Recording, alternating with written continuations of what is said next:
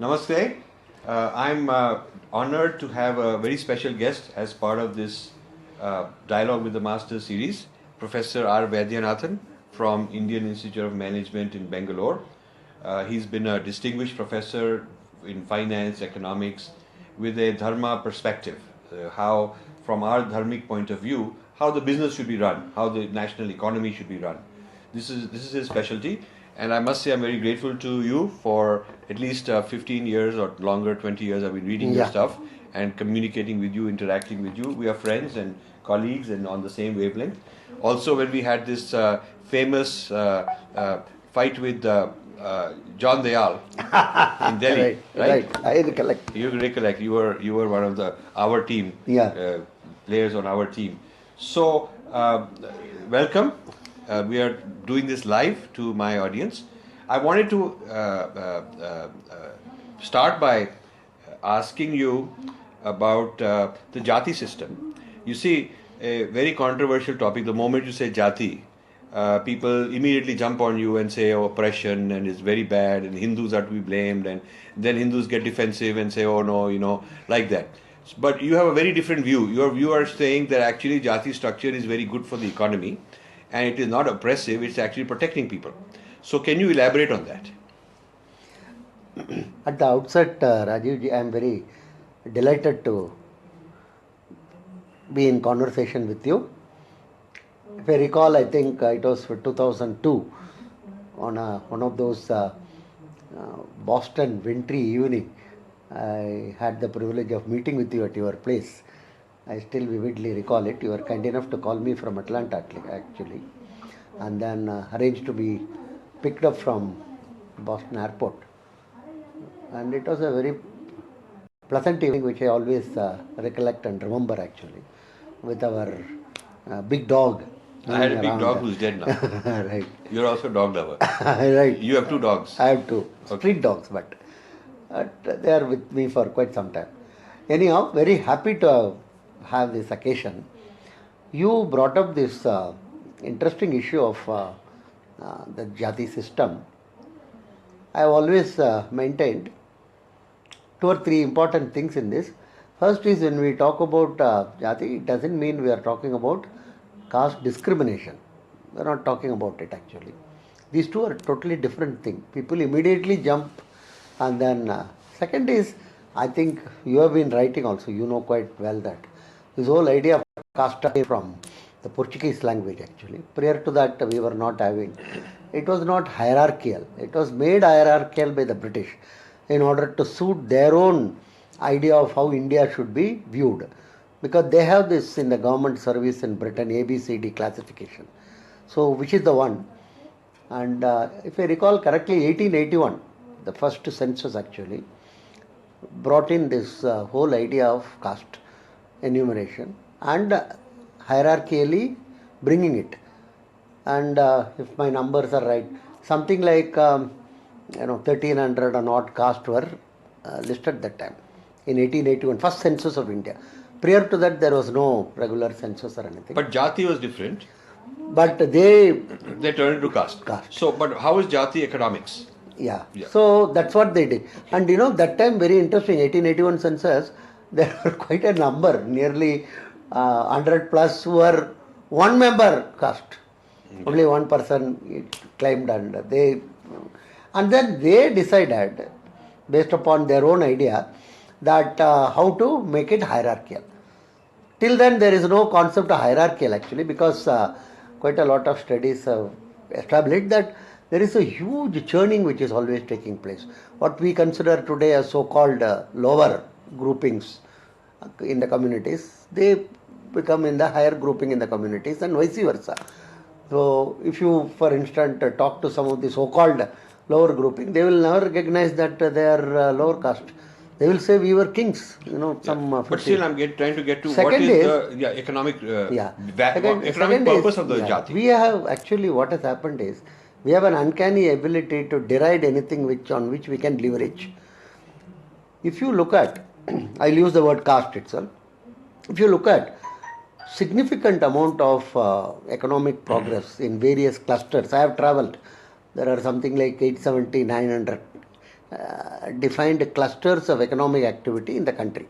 Not Bombay, Delhi type of thing. There are Tirupur, there is Sivakasi, there is Morbi, there is in Punjab. So like that various places. And all of them, all of these clusters are the thriving economic activity and boom centers. And almost all of them, why almost all of them are caste-based structures. Not upper caste. No, Okay. not at all. That's important. It's very, it's the including the scheduled caste. Actually, I have seen in Agra and other places it facilitates in several ways. One is risk mitigation, for instance. Okay, so now we're starting the real point. First benefit of caste is risk mitigation. Yeah. What does that mean? If suppose somebody fails, for instance, others don't look down upon him as a failure or anything. Others within the same jati. Yeah, they go and will help support him. each other? Yes, they support each other. So it's an economic club? Yes, credit is made available to him without much of security or paperwork, because they know that there is a caste pressure on him to repay. It's more a question of concern, honor, not rule. It is more relationship based. See, we are a relationship based society, not a rule based society. And a relationship based society has got ideas of concern about fear of God more than fear of law. The urban people in India, the so-called middle class and the merchant banking groups, I can tell, they neither have a fear of God. Your MBA my student. Yeah. So you are we trained them. So you train those guys. Yeah. They neither have fear of God nor a fear of law. This is where we have landed ourselves in. The so-called poorer segment, I have got loans for Istriwala, I have got loan for vegetable vendors. All of them have repaid it promptly, because they are all more concerned and worried about God, not the papers which you have signed or anything. Now, so risk mitigation, credit. Then market access. Whenever there is a newer market coming up, for instance, I will give you a simple example. Tirupur, they have this export of garments and other. One of them who was talking to me, his name is actually very interesting name actually. He was known as Armstrong Arumugam, because the day Armstrong landed on the moon, he was born. So his name is Arumugam. Arumugam means six-faced. It's Lord Subramania. So when some new market in Europe was available, he just encouraged his own community people to take up that. It is not in terms of a major conflict or anything. I asked why you didn't do it. So is it like a chamber of commerce? Because, sort of, you can call it. There is this chamber of commerce of people who are in one industry or another industry. Yeah, except this chamber of commerce are all, what you may loosely call suited, booted and tied and all those. These people don't have any of those type of thing. They are mostly dhoti clad, pan chewing, and they may not even speak English. But what is the secret to that they are saying, okay, we'll be a club, we are all fishermen or we are all growing the same thing. Yeah. We are not competing against each other. Yeah. So what is the secret to cooperation, not competition? Secret to cooperation is because their view of the world in terms of business is the opportunities are so large. So there is no need for only me or the other thing is also very interesting. There is an opportunity to take over the activities of another caste person from the same location in Tirupur. I was talking to him. Why did you not grab it? He says, no sir, that is not normally done. It doesn't, So they will not do hostile takeover. They will not try to wipe out a competitor. It says it's not required. It's not within the honor. It's not within the honor. They say that actually, see, their Welt and Shung, what you may loosely call worldview is that it's much larger opportunities and other thing. And they don't operate on the, Ivan Boyski's, greed is good. No, they don't operate on that actually. They accumulate wealth and then they share it. Very important. Many of them have told me the greatest character in Mahabharata is Karna. Not Arjuna, not Krishna. For the simple reason he shared. So that is what we should do, sir. Our life is short. So what is the point in, I think we have to understand that this whole group's approach towards business and activity is totally different. So risk mitigation, credit, market access. And also encouraging youngsters. For instance, I think you are much more familiar with that. The Patels who started the motels in the western coast of US, practically they have captured the entire motel. They have encouraged a large number of people of their own community. Yeah, if you're a Patel, they'll set you up. Yes. They'll get you a motel. Correct. You're in business. Yes. So that is the thing. Or, you go to this Antwerp, that small group of, this people, Jains actually. They are called Malankar Jain or very small group actually. But they have captured the entire diamond business in Antwerp as a closely knit. To the extent when I was visiting there in Brussels, some hotels had this Jain food counters. So I was puzzled actually. Why Jain food? This vegetarian food is okay, but Jain food, because the customer base is like that there. To the extent, Wall Street Journal wrote a very interesting article because the Jews had 70% of the diamond business around 1970s, 80s. Today, these people have 75% of the business. So, Wall Street Journal wrote a very interesting article. First time, the Jews have been defeated without violence. That's the most important part of the story. So, again, they operated as a very small cluster or a group and other. You see, very important is caste is a good cluster to leverage on it. Okay, but I'll tell you something. So, you mentioned good thing is credit, market access. What was the first one? Risk mitigation. Risk mitigation. There's fourth one also. Yeah, risk mitigation, market access, credit, and also facilitating the our own people for setting them up. But weakness. Yeah. They have not been technological. Does this make you closed? Because you're only with other people who are the same. So if somebody somewhere in China made a breakthrough, you don't even know about it, you don't worry about it, you think we are safe. Does it give you a false sense of security? I would not say that. Because we did mention about China. Very interesting. The Sivakasi, one place in Tamil Nadu where Nadar community, which is now one of the major business controlling group there. Two of their brothers went to China, and then they heard how these crackers are manufactured and used in China for their festivals and other things. They came back and set up they imported some machinery from China and set up the system. So they do investigative work on competition and bring innovation. See, for instance, in Tirupur, it's one of the major supplier of the knitted wear to such a highly competitive market like Europe actually. Again, they started with ordinary banyan and other things, but they have moved far ahead. They are good learners. And it's an agricultural community actually. The Gaundars are not, business community from the beginning like our Marwaris or. Similarly, the drilling for water. You may be surprised actually today in Rajasthan and Madhya Pradesh, water drilling is done by the community from near Erode, Sankaragiri. These are the people who really do the drilling of water. So, could another advantage be they protect the intellectual property secrets? Very much. Because they only, whatever techniques they know. So, fishermen in Nagapattinam, they told me that this particular group of fishermen, they go to deep sea and they have fishing boats for that. This other group goes into shallow water. Yeah. They don't compete. Correct. They don't compete. And they have secrets on where the fish will be and all that. So, it's their collective advantage over other people. They have trade secrets. And most important, according to me, if you look back in the last post-independence period, the caste which entered into business have done extremely well. I'll give you Tamil Nadu as an example where I am more familiar. Nadars and Gaundars are the two castes who went into business. And Nadars were considered to be slightly above scheduled caste, something in the 40s. Today, they are extraordinarily powerful business. They are numerically smaller, but very powerful as a business community in retail trade, in matches, in any number of activities actually, truck, transport. The communities, two of them which went full-fledgedly into politics, like Tevars in the southern portion, and to which the Sasikala now all the debate she belongs to.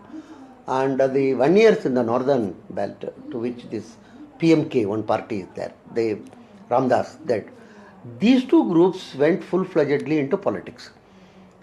But they have not succeeded as much as those who went into business. Very interesting.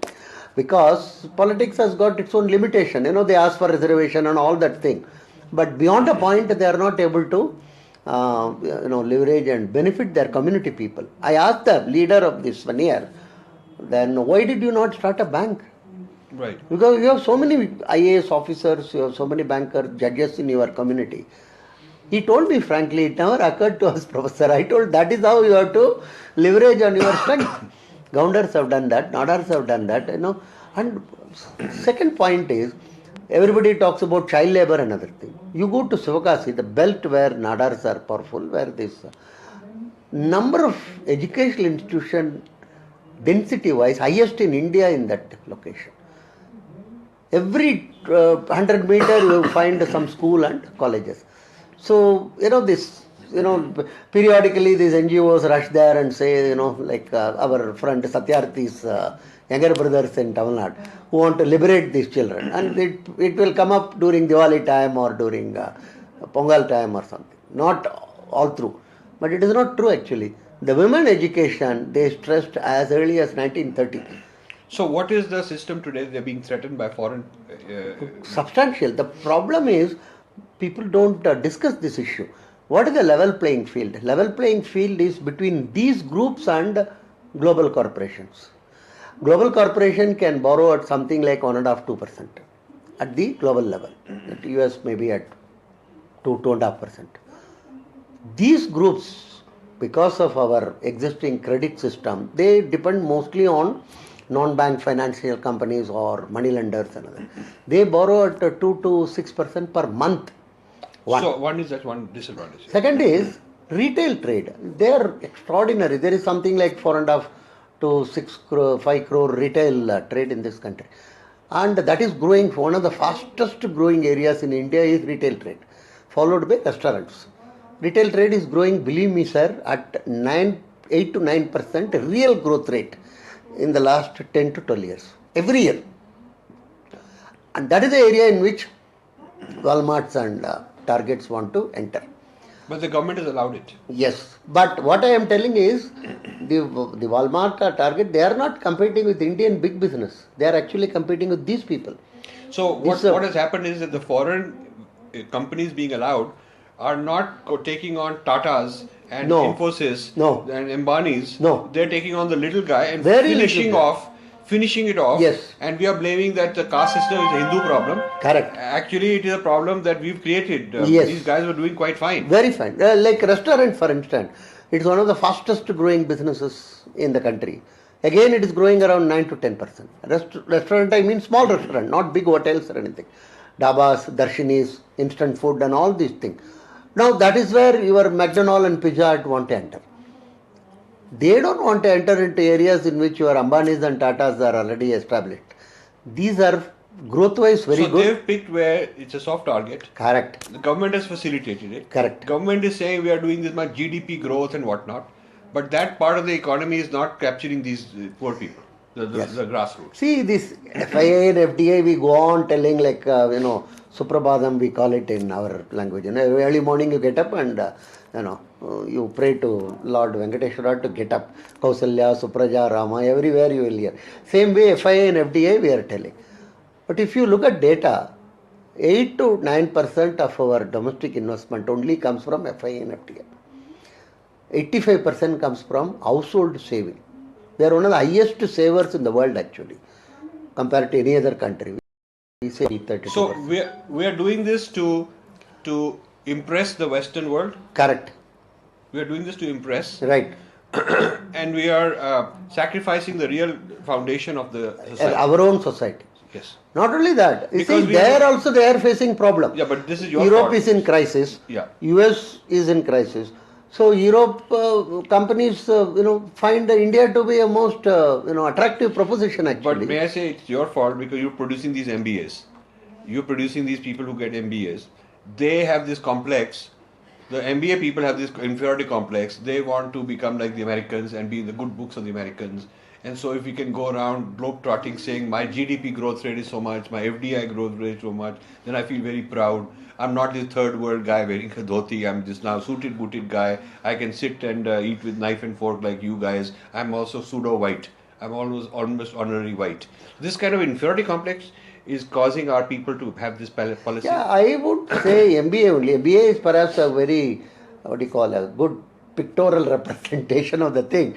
But on an average, among bureaucrats, among judges, the whole our Indian middle class is, we are, I think, genetically wired to the West. Right. See, anytime. Wired as a subordinate. Because, we're copying them in this way. They're able to exploit us. Yeah, significant, because we genuinely want, a white chapa, what you may call it, right? Good boy. Yeah, it has to be told. You see, 2006-07, Like I have been, several of us writing that there is a crisis. Nobody believed that. But when Wall Street Journal writes, then people will. So actually nowadays I sometimes feel I should stop writing. I will send it there and then ask them to send it back. Yeah. Then only it will be considered legitimate. Accept. Correct. Legitimacy will come. Otherwise it won't come. Yeah. So you know that we have been calling them as coconuts. Yeah, no, that is correct. So now the Western investment coming at the top, I think there's another way to look at it also, which is it's a pretty bad thing. What is happening is that there is this Sensex is consolidating what used to be independently owned businesses. So there may be 5 lakh vendors owning their own business.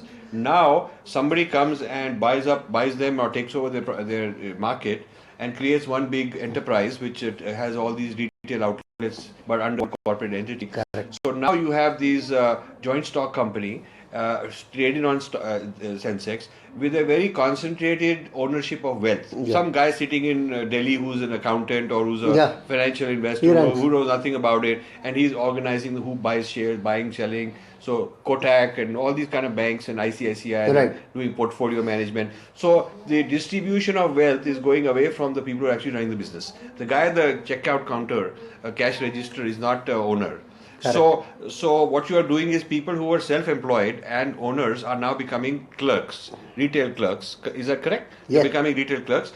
And so from being an owner, you're becoming an employee. You have less vested interest as an owner. Yeah. And the ownership is being concentrated in the few hands of a few big shots who are becoming billionaires. Yeah. Because the Indian billionaire, when one can think about it, is somebody who said, I will work with the foreign funding, get some funding. Yeah. I'll take over the 1 lakh Indian small business owners, replace them with myself as a middleman and a new corporate structure of ownership, and then I'll sell out to foreign guys. Yeah. Like Infosys is bought and sold in foreign markets. Most of the Infosys shares are foreign owned. Yeah. So basically, this is not helping India because the ownership of the means of production is outside India.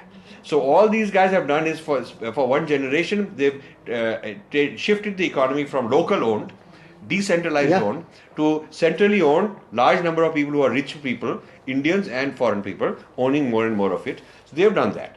So actually it is the Western economic system that we've imported, which is going to squeeze and exploit the caste people, and nothing to do with Hinduism exploiting. No, not at all, actually. So is my theory correct? Yes. That this is what's going on? Yes, but one interesting point I would like to add here is, what is happening exactly is being, undone in Europe and US. There's a significant amount of opposition to what is happening here in their locations actually. For themselves. For themselves. What they're exporting, they're not practicing. Yeah, that is why they are coming here. Right. See, the Brexit or your Trump winning another thing is the assertion of local identities. Very good. Very important. See, actually, if you ask me, the globalization is slowly declined and it is dead.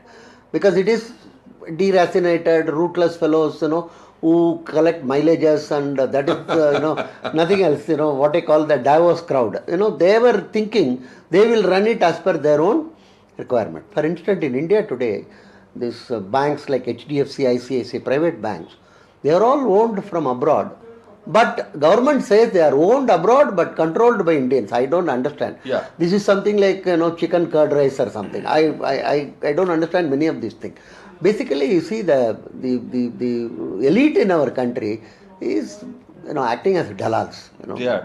And they are not innovative. They are not wanting Actually, they're very to. stupid people. Technologically, they are not savvy. So they get, we will get something from abroad and we will get some commission and put it in Cayman Islands. Very sophisticated middlemen. That's all. So India is being sold out. India is for sale. Basically, when you think about it, Yeah. the means of production of one industry after another is being sold out. And the government can enjoy the benefit of saying we created some jobs, we created GDP economy. It's all short term. This is not long term sustainable. No, not at all. And our service economy is something like 55-60%, and all the service economy is this restaurant or retail trade and transport and all these areas, small constructions and other, are all actually community based, and all of them are fastest growing in the economy, and they are the ones whom we can really call the engines of economic growth. Like I have written about it in my book on India Unincorporated. They are the engines of economic growth, and now they are all getting stifled in terms of credit availability, in terms of that market access and direct competition with the global fellows. And see our lemon juice or all these what we used to call kali soda, soda type of thing, where the marble will be on top and then you press it and then it will open. Right. All that is now replaced by Pepsi, as if it's a big deal. Entire local juice industry, which is all based upon local requirement. But I am sure, given the nature of the struggle going on in Europe and partly in US, more in Europe, I think this edifice will collapse. But only one problem is, when it fails there, they want to introduce it here with much more ferocity. Much more. And we also, failed models, we are very happy. Yeah. As long as the white man says so, right? Because it takes a lag of some 20 years. That's what I'm going to say. That by the time we import, the fact that they've rejected this Western it takes time. Free market, Like, it will be a generation. Yeah, for instance, smoking. Everybody used to be a smoker here in 70s. If you are not a smoker, you are not an in person, right? And in US they decline in smoking. Campuses ban smoking and all. Slowly here also now we are trying to what one can call imitate or follow them. But I am very uncomfortable with this thing, because you are blaming the groups, communities and castes who have put in lot of effort in order to generate economic growth, and you are just blaming them as if they are the reason for this. So what is the role of NGOs? Oh, that is another. See, this NGOs, there are two broad categories, you may call it. One is, of course, the soul harvesters who want to convert India into Christians and other things. Partly also because they want outsourcing. Huge amount of European churches don't have people to run them. Right. Today they want somebody to run it actually. Right. So they would rather have some Indians, go there and do the cooking. Because the white man doesn't believe in that, so they're getting the third-rate Indian fellows who are so stupid fellows. Doesn't matter for them, because for them huge estate. Yeah. Who will, one bishop told me in England, who will wash our vessels, sir? Yeah. He said, because, in a church of something like, which can accommodate 1,000 people, there were hardly 9-10 people on that Sunday, including myself. Nobody, Europe is practically become what you may loosely call agnostic or atheistic. US at least has got some church going still in the Bible Belt, and so that group is there, soul harvesting group, which is very enthusiastic. You should build a model on Christianity as an export product which is not being domestically consumed in the West. Correct. And you are right. How this export of a failed model inside for them is helping them keep a kind of pseudo imperialism. It's a kind of an indirect control of minds, creating vote banks in India who are loyal to them. Because when I come across Indian Christians, they are third rate in terms of their loyalty to India. Yeah. Any time they would praise, dump their own ancestors. Dump their own ancestor way of life and praise some foreign way of life because it makes them feel pseudo white or a little bit ahead, little bit less brown, that kind of thing. So this idea of intellectual, emotional, religious colonization as an export to keep third world people on their side ideologically when the product is being rejected domestically. This is something to write about. I will. I will start on this. Yes. More important is sometimes what happened, they deliberately cook up stories about the so-called oppression of the Hindu groups What I call by other groups. Atrocity literature. Yes. Atrocity literature. Right. Because And they create victimhood among these people. It's an old tradition of theirs, they brought it to India. Yeah, they brought it. The whole economy of Indians whose job is to go around capturing such data to supply to the West. Correct. Because a market to sell this kind of data. And National Geographic and PBS, they put some documentary and try to then get some mileage out of it. So Indians are really making a fool of themselves in this whole system. I am with you. The other group is the so-called self-righteous, or what you may loosely call the bleeding heart liberals. Who feel the left that wing. One is the first was the right wing Christian. Group, other is the left wing. Left and they have commonality many a time. The bleeding heart liberals, they suddenly will crop up. Oh, you should not have this wolf taming festival, what we call Jallikattu, or Diwali. Why are you celebrating? There should not be any noise. There should not be any laughter. It should be like more Christian funeral procession. Right. Diwali itself. Like that, they create all, and then they also identify many a time the what you call imagined oppression of caste and other. Right. I was talking to some people, they told, OBC is very, I told what rubbish you are talking. Before India became independent, there were 540 kingdoms, which was united by Sardar Patel. Out of 540, something like 450 were OBC kings. They were all kings actually.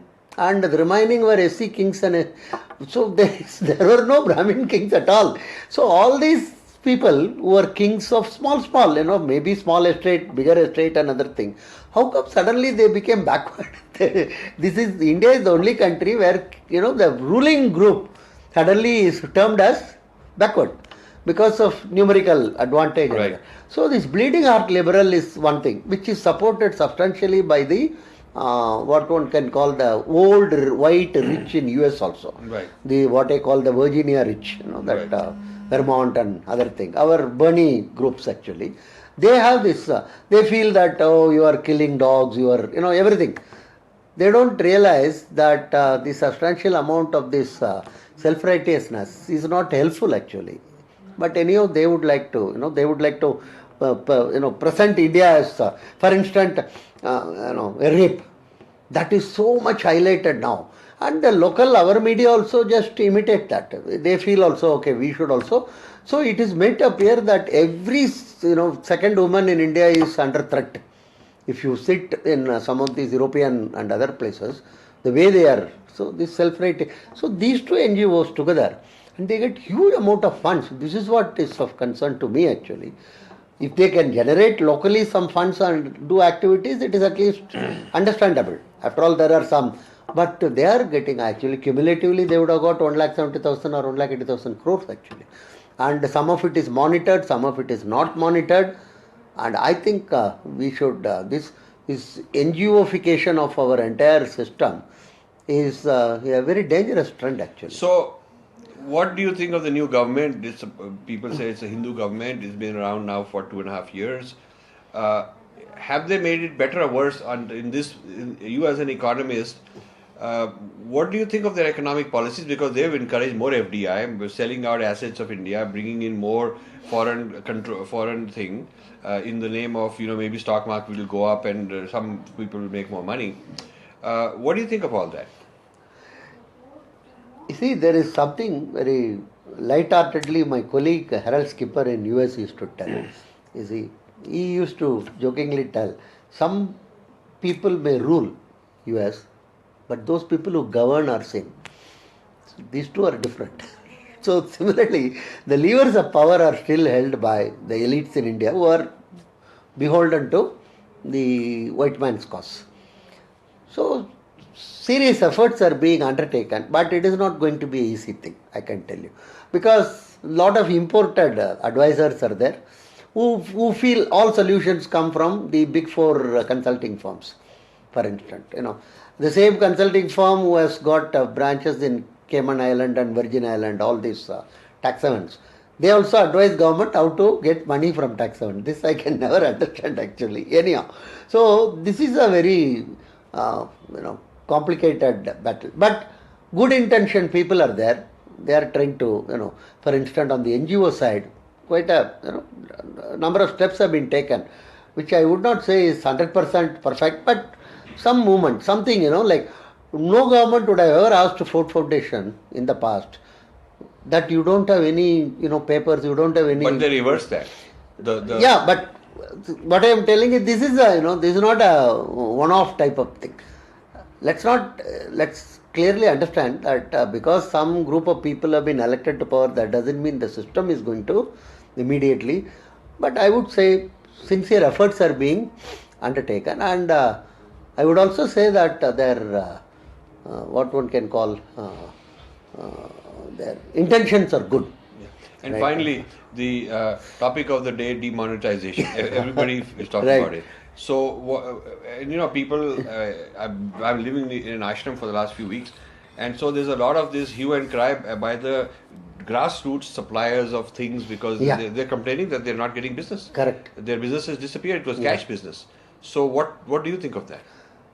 You see, the one point which has not been discussed at all is these 500 and 1000 rupee notes were supposed to be 85% of the amount, which was hardly 30% in the 2000.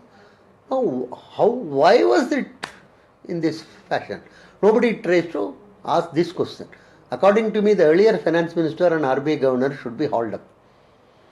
How can you create such a skewness in distribution of notes? Because for 4-5 years, whenever I go to shop, they used to give me eclair instead of giving 2 rupee or 3 rupee or mango bites. Our whole economy has become eclair and mango bite economy. I wrote to the RBI governor, why don't you declare it as a legal tender? That would be much better. Eclair is, I think, Cadbury. So at least Swiss government will be happy. So everybody will have a Swiss account. Now this, I think, is nobody is questioning this. Why did we become so skewed? One question. Second is why larger denomination should be preferred. Even now, this 2000, which has been introduced, is the most stupid thing actually.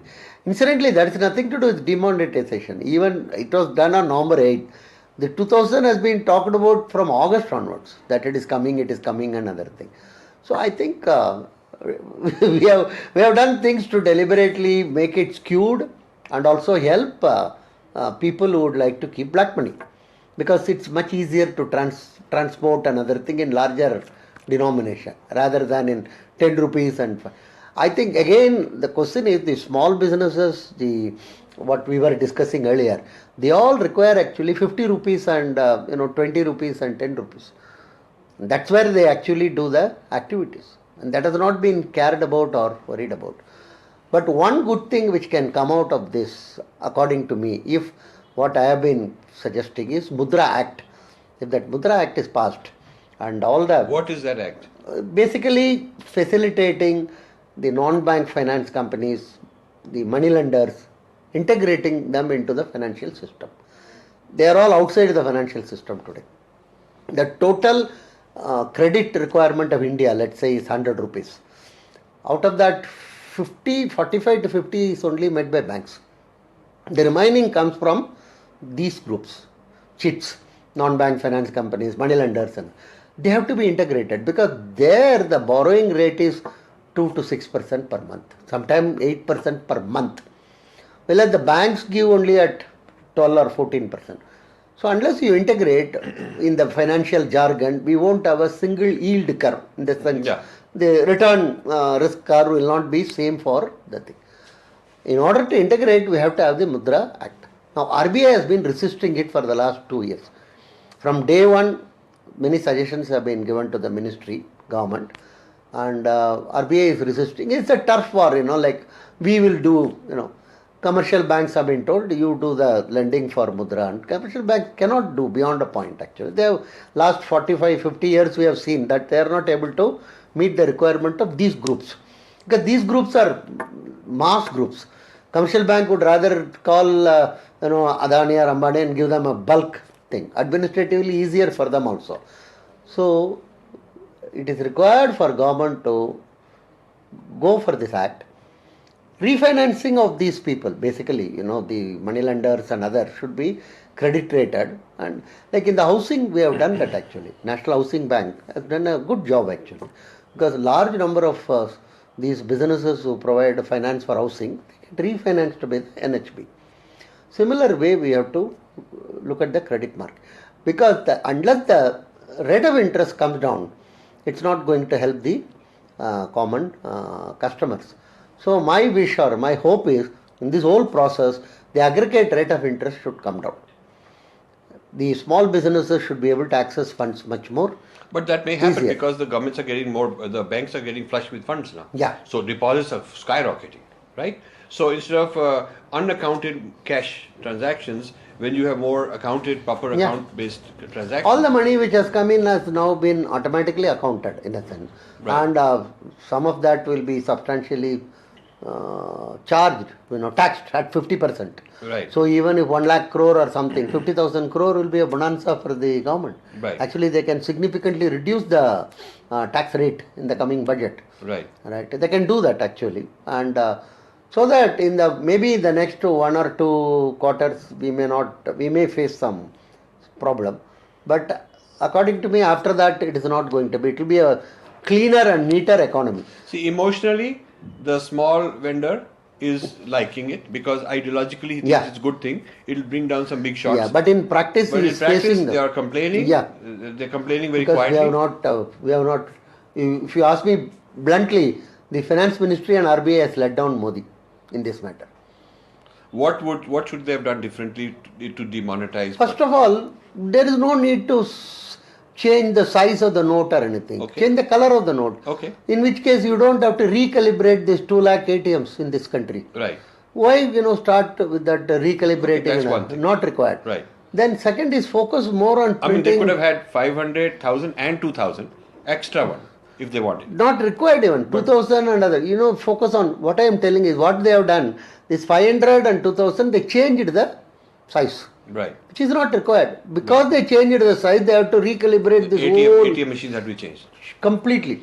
They didn't have to change the size. They didn't have to. The second is, you could have planned a bit earlier and printed large number of small denomination, hundreds, 50 notes and kept intact. Third is... But that is not even required to be a secret. They could have just printed a large number of small notes anyway. They could have done. There is nobody is going to question the why you print, because these printing presses are more secret than anything else. Right. So that is. Third is, they could have immediately identified all these non-bank fellows, good fellows, rated fellows, like your Sundaram Finance or Shriram, lot of them. And then these mutual funds, quite a lot of mutual funds have got so many. All these have got huge network of functioning financial people. Either you call them consultant or advisor, branches and other. Appoint them as temporary banking correspondents. Make them distribute the funds. Collect the old one, distribute the new one. The banks need not alone be there. After say 3-4 months, you withdraw that facility for them. You could have even asked, Hindustan Lever, our Ramdev's Patanjali and ITC, these type of company, they have huge amount of network. And all those networks could have been declared as banking correspondents. Temporary period. But the thing is, as long as the average buyer is feeling that the discretionary spending is going down because his black money is not going to be there, so there are certain type of things he won't be buying. No, I don't think so. Not maybe in the very short, later no. See, Wall Street Journal wrote an article, Bloomberg also carried, that the supply chain has been collapsed in India. It's the stupidest thing. You go to any shop, you walk around, you are in Bangalore today, you go around, all the shops are stuffed with enough goods. All the vegetable vendors are stuffed with enough material. Supply chains are, see what happened, I tell you, many of these commentators in these international thing, they don't know anything about India. That's the problem. There should have been more queue outside supermarket compared to ATMs. Right. But there are no, in Venezuela, immediately they quote Venezuela or some such God-forsaken countries. Anyhow. So here you don't find no looting of shops or anything like that. I get my vegetable more or less is at the same price only. What has happened But is, the deflation, there's going to be deflation. for next maybe 1 or 2 quarters, What about real estate deflation? that is very good actually, because we had an asset bubble. And I shouldn't say that this Professor Manmohan Singh, he made a very, I can't believe it. He says the real estate is the one where black money is there. See, accounting 101 tells you, if you buy real estate and black money, you give currency to somebody. So he has got that currency. It doesn't get obliterated. What happened is, one side of the asset has to be balanced on the other side by money. So the real estate has got black money invested, but that black currency is still in the economy. Right. This is what is sucking it out. That black currency is the one which is, of course, professor is called. He made another observation. 60% of the economy is not banked. Who is telling this? 1972 onwards. He has been chief economic advisor. He has been planning commission chairman. He has been Reserve Bank governor. He has been finance minister. He has been twice prime minister. 42 years he has occupied all the important positions of our country in economic sphere, and now coming and telling 60% are not, can you believe this? It's like my grandmother who made 35 years idlis in her life suddenly says our home idli is no good. So this is... Well, on that wonderful thing, thank you, Professor. You're I think he's one of the brilliant guys in this whole area, and I wish the media would give you more space. You're also very funny, and you make your points. I'm sure the people who sit in your class are really enjoying your class. You must be a popular professor. Yeah. So I'm told you just mentioned to me earlier you're going to retire soon. We have Infinity Foundation India, and we are going to create some advisors and things like that, and do various programs. And we will be talking to you how we can collaborate and work together and take advantage of your... Pleasure will be mine. Yeah, I am very delighted about it. Yeah, we'll do something. The name itself, mathematically, is impressing me actually. Yeah, right? As a statistician. Right? As a statistician. Thank you very much. Very much. Okay. Thanks Thank a you. lot. Thank you.